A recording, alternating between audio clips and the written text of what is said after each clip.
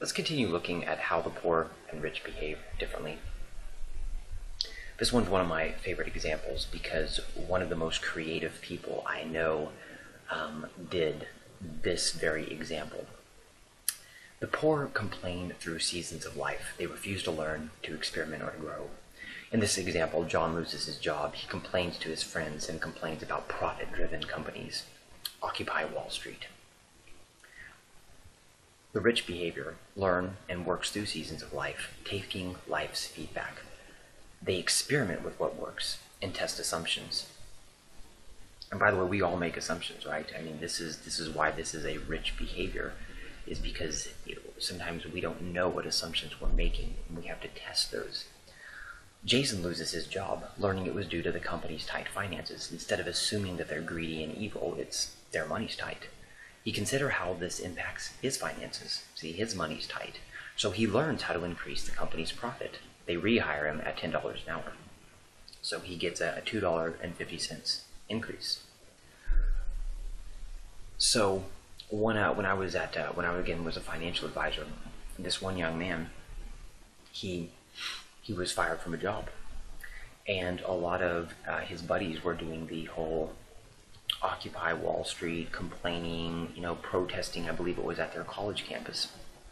And instead of going and complaining, he actually took some time out, learned about the business, figured out how they made money, and he started learning some marketing. One of the things that he learned was if you are good at marketing, you are invaluable to any company that you're at. And the reason for that is because marketing is how companies make money, right? A lot of employees don't know this, but if the company's revenues don't increase, you're always going to be at risk to be fired, regardless of whether you're a good employee or not. That's just going to happen. I mean, some companies go bankrupt, like Enron, right?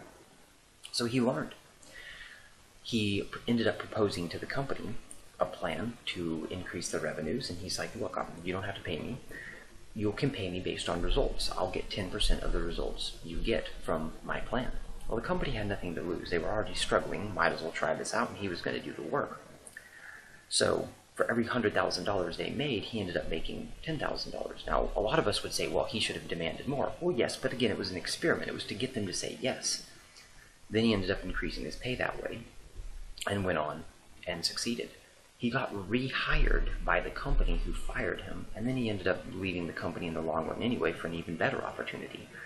How does that look on a resume? Like, well, yeah, I got fired because the company's finances were tight, but then I came back and I figured out a way to increase their profits, and then they rehired me because I solved their problem. Man, that speaks volumes. He wasn't born rich. He didn't have a lot of money, but he ended up having a lot of money because that's the type of skill, that's the type of mentality of people who end up going on and becoming rich. Notice how he's focusing on the problem. What was the company's problem? How do I solve it?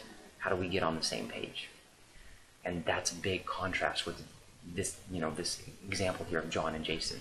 John uses the opportunity to complain, and companies are evil, even though a lot of companies, if they don't make money, they simply can't keep you on board.